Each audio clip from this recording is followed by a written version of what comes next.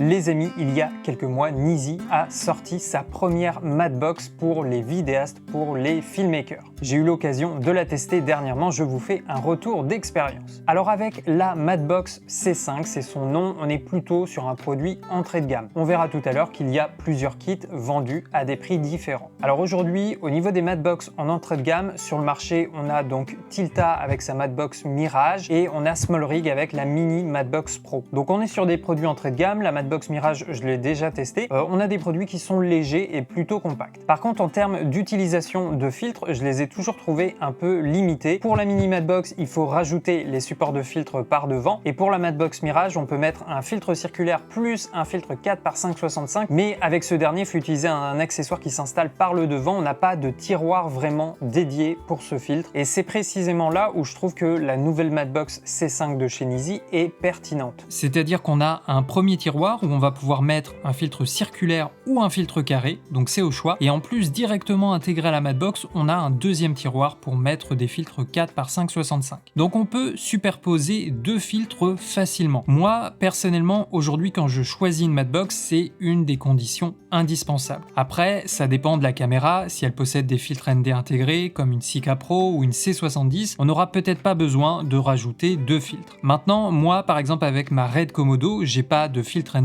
dans la caméra, donc pouvoir utiliser facilement deux filtres, ça m'intéresse. Je peux combiner soit un ND Vario avec un mist ou encore un polarisant avec un filtre mist. Alors Nizzy propose 3 kits, on va les voir tout à l'heure, hein. Dans chaque kit on a la housse de transport, c'est le même design de housse qu'ils vendent avec d'autres produits, sauf que là c'est un peu plus volumineux pour faire entrer la Madbox. Mais pas que, parce que c'est aussi prévu pour faire tenir tous les accessoires du pack cinéma. On a les bacs d'adaptation, un filtre ND variable, un polarisant et deux filtres en 4 par 5,65. Donc moi perso, je suis très fan de cette housse. Alors je conseillerais quand même pour les deux filtres en 4 par 5,65 de prendre une pochette séparée qui sera plus adaptée. Là dans le pack, ils sont entourés d'un petit papier, mais il n'y a pas vraiment d'emplacement dédié pour eux, donc je pense qu'il vaut mieux prendre une pochette supplémentaire. Alors au niveau de la Madbox, je t'affiche ses dimensions. Je te la mets aussi juste à côté de la Madbox Mirage de chez Tilta pour te donner une idée. Elle est un peu plus large, un peu plus haute, et au niveau de la profondeur, c'est quasiment pareil. Au niveau du poids, elle pèse 350 grammes sans filtre, donc c'est ni trop lourd ni trop léger. On a une construction qui mélange aluminium, plastique composite et fibre de carbone. Franchement, ça a l'air solide. Au début, je pensais même que tout le corps était en métal. Sinon, au niveau du design, c'est du classique, hein. On retrouve le drapeau, le volet supérieur. On a un petit patin de serrage pour le verrouiller ou le déverrouiller. Ça semble relativement solide comme ça. Maintenant, c'est une partie qui peut s'abîmer vite, donc il faudra y faire attention. On a également deux petites fentes de chaque côté pour réduire la résistance au vent. Ensuite, on a la commande pour serrer la Madbox sur un objectif. Le diamètre extérieur est de 95 mm. Donc si votre objectif a un diamètre frontal de 95 mm, comme ça peut être le cas sur des objectifs cinéma, on va pouvoir fixer la Madbox directement sur l'objectif sans bague d'adaptation. Après, il y a les bagues d'adaptation. Par défaut, dans le kit de base, on a une bague de 67, 72, 77 et 82 mm. Alors au niveau des filtres, c'est la partie intéressante. On a sur le dessus un premier tiroir pour les filtres carrés, donc du 100 par 100. En termes d'épaisseur, ça va accepter les filtres de 2 à 4 mm. Maintenant, à cet endroit, on peut aussi installer leur filtre ND variable, donc de 1 à 5 stops. C'est le TrueColor, c'est le même que celui que j'ai déjà testé sur la chaîne. Sauf que là, on a un système qui est conçu pour être utilisé au niveau du support de filtre carré. Et puis enfin, devant, on a le deuxième rangement pour filtre, et là, c'est le format traditionnel, c'est du 4 par 5,65. Donc moi, c'est ce que j'aime avec ce produit, il n'y a pas besoin de bricoler à l'avant de la Madbox, il suffit d'utiliser les tiroirs pour installer les filtres. La marque, elle propose 3 kits. Le premier, c'est le kit débutant, il est à 199 € TTC. Donc avec celui-là, on a la Madbox, 4 bacs de réduction, un support de filtre en 4 par 5,65 et un support de filtre en 4 par 4 et la housse de transport. Ensuite, on a le kit Filmmaker. Alors là, on va passer à 569 € TTC. On a tous les éléments du kit débutant et en plus, on a un ND variable, donc TrueColor 1 à 5 stops. Donc c'est celui qui s'installe à l'endroit des filtres carrés. On a un ND16 en 4 par 5,65 et le Mist 1/8 en 4 par 5,65. Et puis enfin, le kit cinéma, il est proposé à 699 € TTC. On reprend le kit Filmmaker avec le rajout d'un CPL TrueColor, toujours avec le système pour l'utiliser dans la Madbox. Également, les pièces du kit peuvent être achetés séparément. Donc il y a par exemple le TrueColor 1.5 stop, faut bien penser à prendre le modèle pour la Madbox C5 et il est vendu séparément. C'est la même chose avec le polarisant, le CPL. On le retrouve vendu séparément si on n'a pas envie de le prendre dans le kit, et éventuellement on peut aussi récupérer un plateau de filtre séparément si tu en as abîmé un ou si tu en veux plus. On peut choisir voilà le format carré ou le 4x5,65. Alors chose à noter, si on prend séparément tous les éléments du kit cinéma, on est à plus de 976 € et j'ai même pas compté le nouveau ND16 parce que c'est une nouvelle série, il n'y a pas encore le prix à l'unité. Alors au niveau des différents filtres, je vous ai fait des tests. Alors j'ai commencé par faire un test en studio avec le filtre ND Vario 1 à 5 stop. Donc là j'ai simplement filmé le color checker et sur DaVinci Resolve j'ai pris avec la pipette pour faire la balance des blancs automatiquement, soit le blanc ou le gris neutre, et comme ça on va pouvoir faire la comparaison avec les autres filtres. Donc sans filtre, c'est nos valeurs de référence. Donc là on peut voir que sur le 1 stop TrueColor, le logiciel corrige un peu avec des tons bleutés, ça veut dire que là on a une petite dominance de ton chaud, et pareil au niveau de la teinte, le logiciel corrige avec des verts, donc on a une petite dominance de magenta. Et à 5 stop c'est la même chose mais un peu plus amplifié. À 5 stop on a un peu plus de ton chaud, de ton jaune, et au niveau de la teinte c'est dans la continuité, il va corriger un peu plus avec du green. Donc la tendance c'est quoi? Avec le 1.5 stop on a un peu de ton chaud et un peu de magenta. Par rapport à l'échelle il n'y a pas d'énorme différence, en tout cas au niveau de la température, faut juste penser à corriger le magenta avec des tons green. Alors ensuite je suis allé me promener un peu à la campagne, donc là j'ai fait une comparaison avec le filtre TrueColor et sans le filtre, donc il n'y a pas d'énorme différence, j'ai appliqué exactement le même étalonnage. Après à prendre en compte aussi, on est en extérieur par temps nuageux, donc la lumière évoluait assez vite, donc c'est toujours difficile de comparer les deux, mais là on sent effectivement qu'il y a un tout petit peu plus de ton chaud et de ton magenta avec le filtre, mais à ce niveau là pour moi c'est pas problématique du tout. Et donc là l'intérêt évidemment d'utiliser un filtre neutre, c'est de pouvoir contrôler mes paramètres d'exposition et de pouvoir garder un shutter à 180 ou 1/50e de seconde. Donc on aura un rendu un peu plus naturel au niveau du mouvement avec le filtre. Alors ensuite j'ai fait le test donc avec le polarisant, donc là j'ai mis uniquement le polarisant et du coup j'ai augmenté la vitesse pour compenser mon exposition. Donc là il n'y a pas une énorme différence, c'est assez léger parce qu'évidemment l'effet de polarisation va dépendre de l'angle de prise de vue par rapport au soleil, mais là déjà par rapport au soleil on le sent un peu, hein, ça atténue les reflets au niveau du véhicule, donc au niveau de la comparaison tu vois c'est quand même assez proche. Alors je vous ai testé également le CPL en studio, donc c'est exactement la même chose, on a nos valeurs de référence et là on peut voir avec le CPL c'est un peu comme tout à l'heure avec le ND variable 1 à 5 stop, on a là un peu de correction au niveau des tons froids, ça veut dire que le filtre réchauffe un peu, et c'est la même chose, on a un peu de correction au niveau là des tons verts, donc ça veut dire que le filtre a une petite dominance de magenta. Donc la tendance c'est comme tout à l'heure pour le 1.5 stop, un peu de ton chaud, un peu de magenta. Toujours par rapport à l'échelle des valeurs, la différence n'est pas énorme. Faut juste penser éventuellement en fonction du rendu souhaité à corriger un peu le magenta avec des tons verts. Et puis voilà encore une autre comparaison. Alors là encore une fois avec un ciel nuageux, c'est pas évident de faire bien fonctionner le polarisant, ça dépend vraiment de l'angle de prise de vue. Là on ressent un peu la différence, ça permet de faire ressortir un peu plus l'eau du lac, hein. On a moins l'effet de brillance et donc le contraste et la couleur sur l'eau ressort un petit peu plus avec le polarisant. Au niveau du ND16, comme je vous le disais, hein, on est sur un nouveau type de filtre qui a été présenté au NAB. Donc là c'est la série FS-ND, donc Full Spectrum Neutral Density. Il est censé être encore plus neutre au niveau de la couleur, avec une transmission de la lumière plus homogène des ultraviolets jusqu'aux infrarouges. Donc encore une fois, là on voit pas vraiment la différence. En plus c'est compliqué parce qu'il y avait le soleil qui bougeait, donc ça c'est sans le filtre, et ensuite c'est avec le filtre ND16, sans le filtre, et puis avec le filtre. À l'œil nu comme ça on voit vraiment pas de différence, à part évidemment la lumière qui bouge, mais autrement on n'a pas l'impression qu'il y a un gros changement de teinte. Alors j'ai fait aussi le test en studio, donc on a toujours la valeur de référence, et là on peut voir avec le ND16 on est vraiment très proche. Là il y a quasiment aucune variation de température et de teinte. Il a corrigé avec un peu plus de ton bleuté, ça veut dire qu'on a peut-être une micro dominance de ton chaud, et là à l'inverse des autres filtres il a augmenté un peu la correction au niveau du magenta, donc peut-être qu'on a une toute petite dominante de green de ton vert, mais ça reste quand même très léger. Alors ensuite j'ai fait également quelques exemples avec le filtre mist, donc c'est du 1/8, c'est l'intensité la plus faible, et là c'est intéressant la comparaison.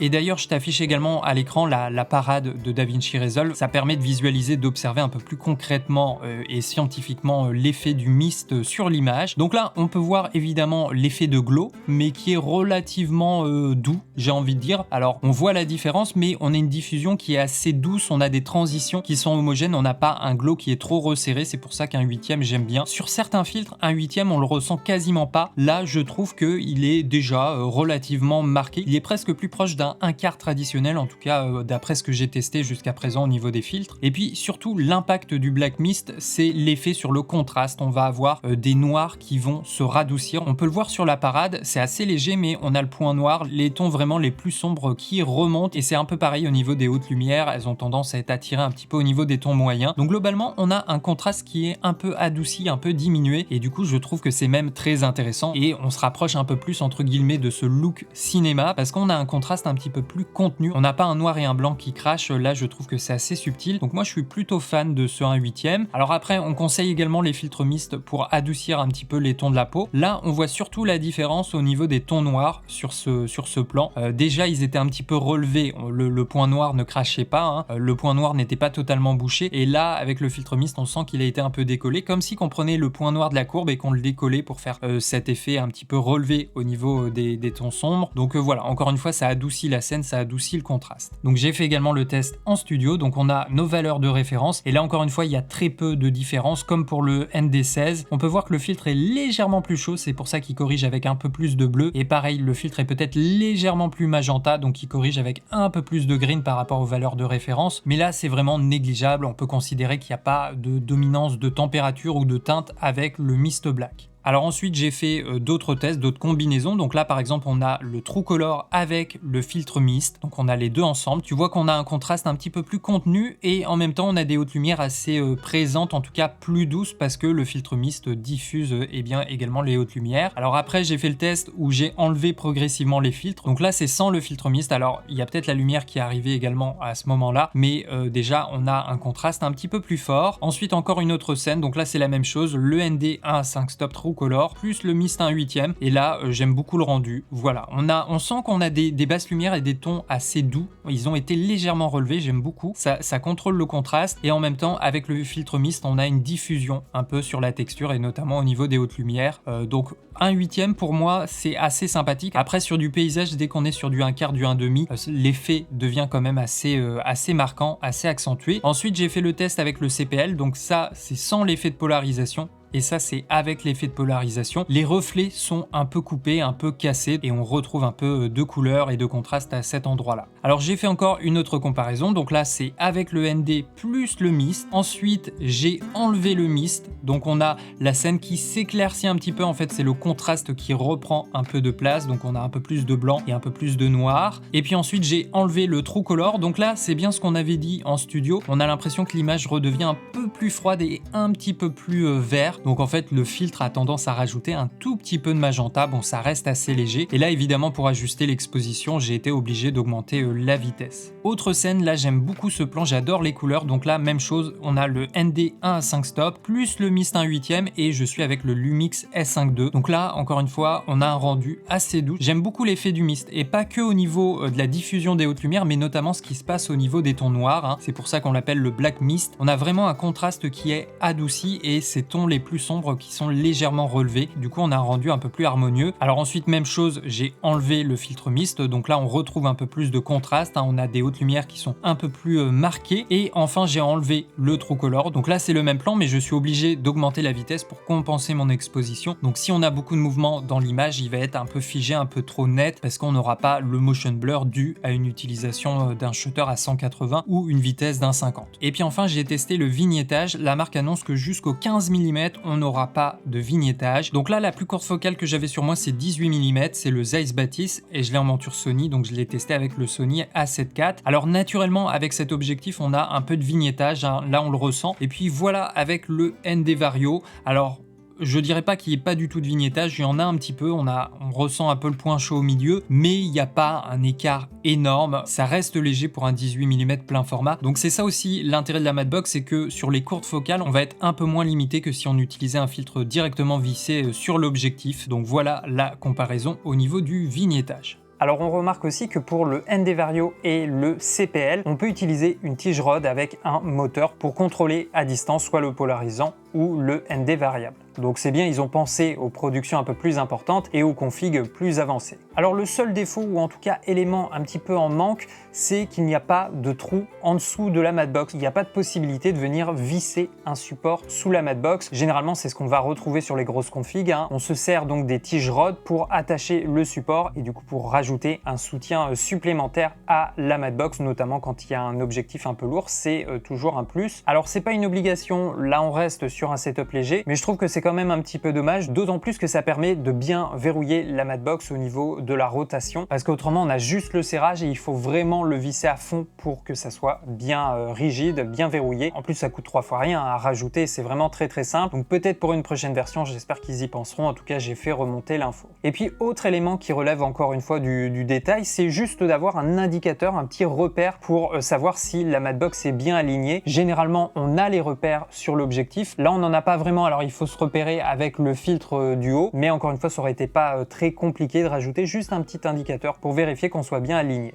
Alors ce produit s'adresse à qui, la Madbox? C'est pour qui? C'est pour faire quoi? Déjà on l'utilise plutôt en vidéo, assez peu en photo. Le premier usage de la Madbox c'est en tant que pare-soleil, hein, pour couper les flares. Après c'est un produit plutôt entrée de gamme. Il faut savoir que les Madbox professionnelles pour le cinéma, la télé, ça va facilement 2000 à 2000 €. Donc c'est une Madbox grand public, c'est abordable. Si tu commences à créer des configs, tu as une cage, une poignée, un moniteur, la Madbox ça fait partie de ses accessoires. D'ailleurs ça peut équilibrer un petit peu un rig si tu fais beaucoup de prises à main levée. Et évidemment l'usage principal c'est les filtres, que ça soit pour contrôler l'exposition, pour garder ce shutter à 1/50e de seconde, bah là on est obligé de passer par des filtres, et pour rajouter des effets directement à la prise de vue comme le black mist, et bien là l'utilisation de filtres ça va être très utile. Donc c'est une Madbox qui peut s'adresser aux débutants mais aussi aux personnes plus confirmées, voire les professionnels, parce qu'avec les deux tiroirs, l'usage des deux filtres, on a un produit totalement polyvalent qu'on va pouvoir utiliser dans des productions plus avancées. Donc voilà pour la Madbox C5. Si tu possèdes déjà des filtres carrés ou des filtres 4x5 peut-être que là le kit débutant sera suffisant. Le kit Filmmaker il est aussi très intéressant parce qu'on a le ND Vario. Là pour cette Madbox on est obligé d'utiliser ce modèle. On a le ND 16 Plus, donc c'est leur nouvelle gamme de filtres neutres, et on a le Black Mist 1/8. Je suis content qu'ils ont mis du 1/8, ils ont commencé vraiment par l'intensité la plus faible et après en fonction des envies chacun va pouvoir aller rajouter une version un peu plus intense, mais mine de rien je trouve que 1/8 c'est déjà pas mal. En fait ça affecte beaucoup l'image, ça réduit le contraste de manière assez subtile, ça fait briller, on retrouve cette petite lueur au niveau des hautes lumières, mais ça reste subtil et ça relève un peu le point noir. On a le contraste qui diminue un peu, ça adoucit vraiment l'ensemble de l'image. Donc là on a un kit très intéressant, d'autant plus que si on prend tous ces éléments vendus séparément, et bien ça devient plus cher que le prix du kit, donc il vaut mieux faire un tir groupé.